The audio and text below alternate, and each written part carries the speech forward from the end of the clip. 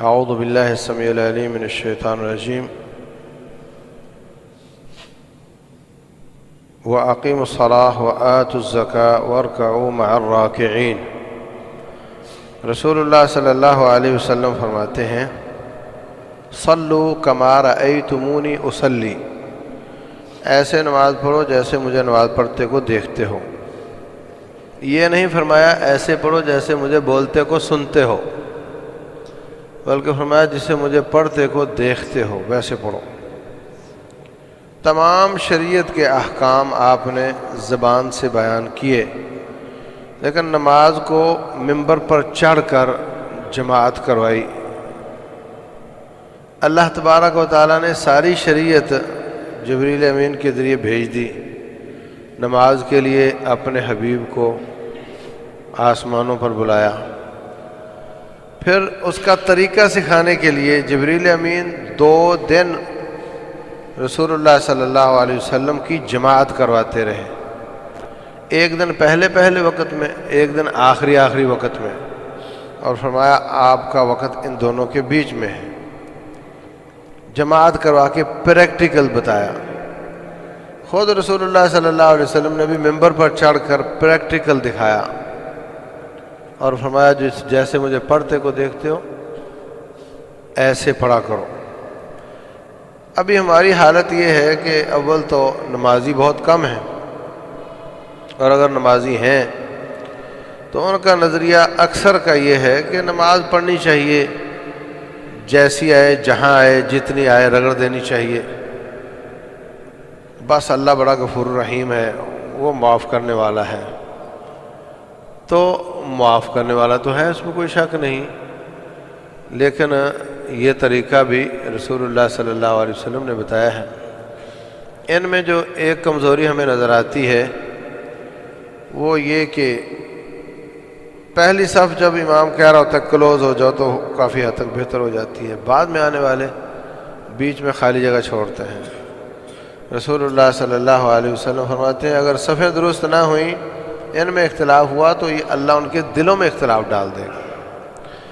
امت کا سب سے بڑا مسئلہ آپس کا انتشار ہے، اور اس کی مین وجہ نماز کی صف درست نہ ہونا ہے۔ اسی طرح رکوع میں جانے کے طریقے میں بہت اختلاف ہے، کوئی زیادہ جھک جاتا ہے، کوئی کوہان بناتا ہے، کوئی سر اونچا رکھتا ہے، کوئی کونیا موڑ لیتا ہے، کوئی گھٹنے آگے کی طرف موڑ کر بڑی عجیب سے طریقے سے کھڑا ہو جاتا ہے۔ انگریز ڈاکٹر کہتے ہیں کہ مسلمانوں کو کبھی کمر کی درد نہیں ہو سکتی، لیکن ہمیں تو ہوتی ہے۔ اس کی وجہ یہ کہ ہم ٹھیک طریقے سے رکوع نہیں کرتے، اور صرف کمر کی درد کا مسئلہ نہیں، یہ کمر آپ کا مدر بورڈ ہے۔ مدر بورڈ سمجھتے ہو؟ کمپیوٹر میں ایک بڑا بورڈ ہوتا ہے جس میں سارے کارڈ لگ رہے ہوتے ہیں، یہ وہ ہے۔ اس کے ہر مہرے کے بعد وین اور مسل نرو نکلتے ہیں، وہ آپ کے پورے اعضائے رئیسیہ کو چلا رہے ہوتے ہیں۔ دماغ آرڈر کرتا ہے کتنا انسولین بنانا ہے تو پینکریاس اتنا بناتا ہے، کتنا پتے نے کتنا ایسڈ ڈالنا ہے کھانے کو گلانے کے لیے وہ اس کی مانتا ہے۔ یہ سارے حکم دماغ کے ساتھ یہ حرام مغز کا ہی تعلق ہوتا ہے، اور ہڈیوں میں ایک سوراخ ہے جس سے وہ نرو نکلتے ہیں، تو بسا اوقات وقت گزرنے کے ساتھ ساتھ وہ ہڈیاں کمزور ہو جاتی ہیں۔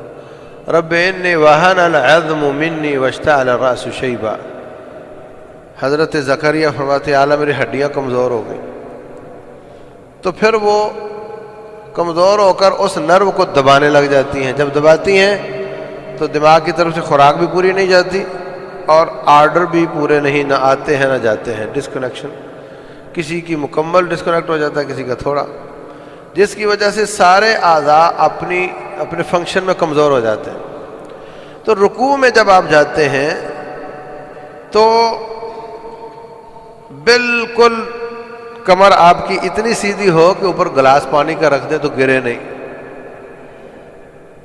کونیاں آپ کی ووتر یدیہ وجافہما عن منکبیہ، سنن ترمذی میں ہے کہ کونیوں کو بالکل سیدھا کرتے تھے. اس کے بعد پیٹ کو ڈھیلا کر دو، بالکل ڈھیلا کر دو، سارا وزن ہاتھوں کے ذریعے گھٹنوں پر ڈال دو. چند سیکنڈ کے لیے آپ کے مہرے کھنچ جائیں گے، ان میں فاصلہ بڑھے گا، وہ نرو جو خوراک پہنچانا چاہتے ہیں ان کو موقع مل جائے گا. اس لیے رسول اللہ صلی اللہ علیہ وسلم نے ایک دفعہ تہجد میں 2 رکعتیں پڑھی، تقریباً 5 پارے قیام میں، اور تقریباً اتنا بڑا رکوع اور تقریباً اتنا لمبائی سجدہ تھا. اور میں ایک دفعہ نفسیاتی اسپتال گیا، یہ لاہور میں جو یتیم خانے کے پاس ہے، وہاں ایک پیشنٹ داخل تھا. وہ فارغ ہوا تو میں نے اس کو پوچھا کہ کیا کیا انہوں نے. کہنے لگے ایک تو دوائیاں دیتے تھے اور دوسرا رکوع کرواتے تھے، بالکل کمر سیدھی کروا کے رکوع کرواتے تھے لمبا لمبا. کہتے تھے اس سے ٹھیک ہو جائے گا. تو باہر صورت رکوع درست کرنا، کمر بالکل سیدھی کرنا، گردن بھی بالکل اس کے برابر سیدھی ہو، نہ اوپر اٹھی ہوئی ہو نہ جھکی ہوئی ہو، اور جسم کو ڈھیلا کر دینا، وزن سارا کوہنیوں کے ذریعے ٹانگوں پر ڈال دینا. اس سے آپ کے پورے جسم کی وہ جو ٹیوننگ سمجھے ہو جاتی ہے، پورے جسم کے اعضائے رئیسیہ کو خوراک مل جاتی ہے.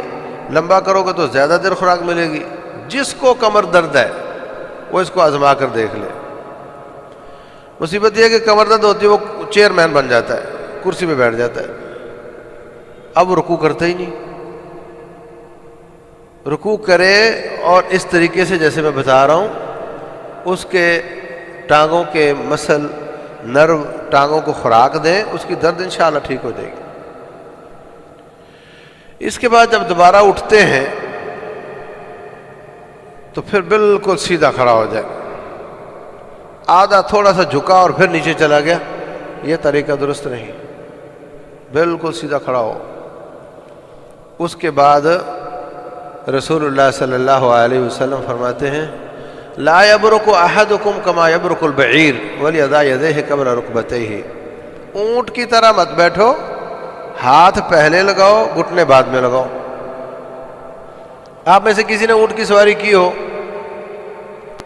جب سواری سے واپس آتے ہیں تو وہ ایسا آگے کی طرف جھکتا ہے کہ بڑا دھکا لگتا ہے آگے کی طرف، ٹانگیں سیدھی رکھتا ہے، آگے کی طرف سے جھک جاتا ہے، پھر ٹانگیں فولڈ کرتا ہے تو بندہ بیلنس ہو جاتا ہے. یہ ہے اونٹ کا بیٹھنا. اور نبی صلی اللہ علیہ وسلم نے اونٹ کی طرح بیٹھنے سے منع کیا.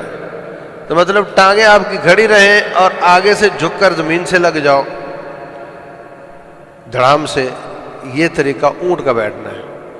اس لیے پہلے روٹین میں جیسے بیٹھتے ہو نماز کے علاوہ، پاؤں کے بل بیٹھتے ہو ایسے بیٹھو، پھر ہاتھ زمین پر رکھو، پھر گھٹنے زمین پر رکھو. یہ مصنوع طریقہ ہے رکوع کے بعد بیٹھنے کا. دعا بھی پڑھنی چاہیے رکوع اور سجدے کے بیچ میں. اس کے بعد آپ سجدے میں جاتے ہیں تو سجدے میں آپ کے گھٹنے سے لے کر یہ جو ران ہے اوپر حصہ، یہ 90 پہ ہونا چاہیے. یہ جو 6 فٹ کے لوگ ہیں یہ 4 فٹ کے مسلے پہ نماز نہیں پڑھ سکتے، لیکن وہ بیچارے وہ مرغی کی طرح گول ہو کر پڑھتے ہیں. ان کو چاہیے پہلی صف میں نماز پڑھیں تاکہ آگے تک ان کا سر جائے. جہاں بھی آپ کا سر روٹین میں سجدے میں لگتا ہے اس سے 4 انچ آگے لگا کر دیکھو، اور اس کے بعد جسم کو ڈھیلا کر کے دیکھو، آپ کو کس قدر سکون ملے گا. پیٹ کو ڈھیلا چھوڑ دو، جہاں آپ کو ماتھا لگ رہا ہے اس سے 4-6 انچ آگے لے جاؤ، اور بازو آپ کے اس طرح کھڑے ہونے چاہیے، ہاتھ آپ کے قبلہ رخ ہونے چاہیے، ناک اور ماتھا دونوں لگے ہوئے ہونے چاہیے، پاؤں بھی گھٹنے بھی. بعض لوگ پاؤں اٹھا لیتے ہیں، غلط طریقہ ہے. پیٹ ڈھیلا چھوڑو، جسم کو ڈھیلا کر دو، تو وہی فائدہ ہوتا ہے جو رکوع میں نے بیان کیا تھا. اس سے اضافی فائدہ یہ حاصل ہوتا ہے کہ چہرے اور دماغ کی طرف سرکولیشن بڑھ جاتی ہے. اور خون کا کام ہے جہاں جاتا ہے وہاں سے کچرا اٹھاتا ہے، آکسیجن دیتا ہے۔ تو چہرے کے نشانات، سیاہیاں، دھبے، یہ بھی ٹھیک ہوتے ہیں، آنکھ کی بینائی بہتر ہوتی ہے، دماغ کی جو کارکردگی بہتر ہوتی ہے، لمبے لمبے سجدے کرو اللہ کے سامنے۔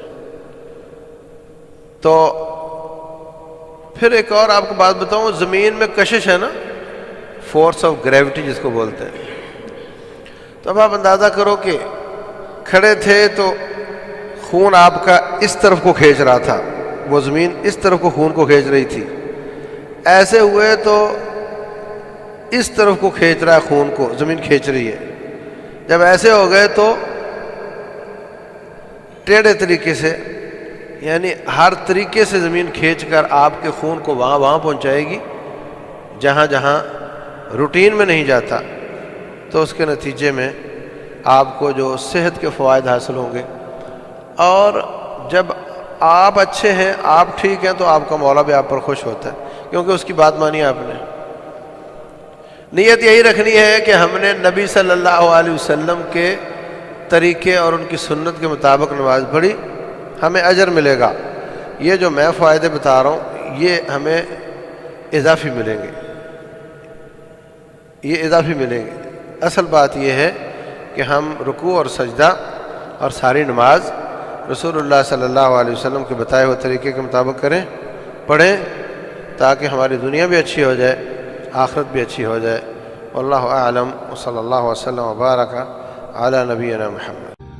مفتی محمد یوسف طیبی کے بیانات سننے کے لیے ہمارا یوٹیوب چینل سبسکرائب کریں اور ہمارے دیگر سوشل اکاؤنٹس لائک اور شیئر کریں۔ جزاک اللہ خیر۔